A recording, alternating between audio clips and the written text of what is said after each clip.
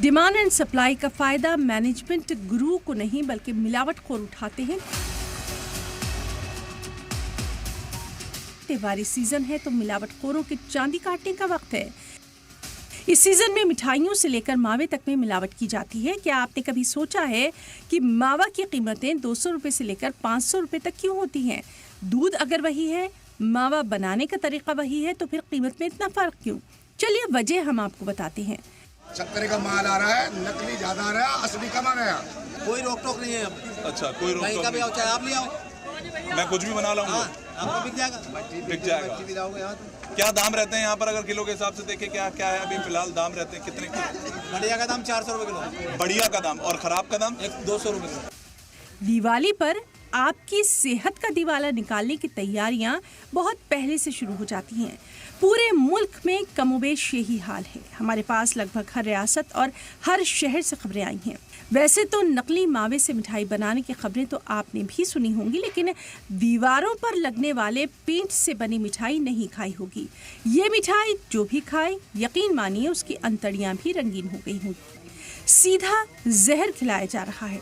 ये नसों के लिए, ब्रेन के लिए और लंग्स के लिए हानिकारक हो सकता है।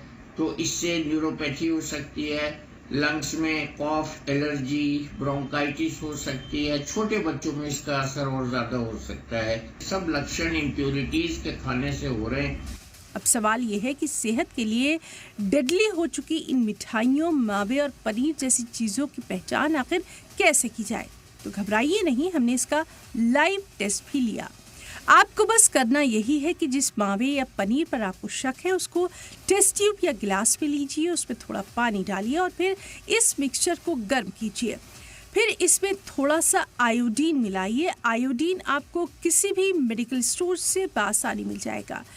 अगर रंग नीला पड़ गया तो समझ जाइए कि मामला भी गड़बड़ है। अगर रंग भूरा है तो सब कुछ ठीक है। नॉर्मल मिठाइयों पे चांदी का वर्क देखते हैं। तो आपको ये पता करना है कि एक्चुअल में चांदी का वर्क है या फिर एल्युमिनियम वर्क तो नहीं मिला हुआ है। तो उसका एक कॉमन सा टेस्ट ये है कि आप मिठाइयों के ऊपर से थोड़े से चांदी के वर्क को एक्सट्रैक्ट कर लीजिए, स्क्रैच करके।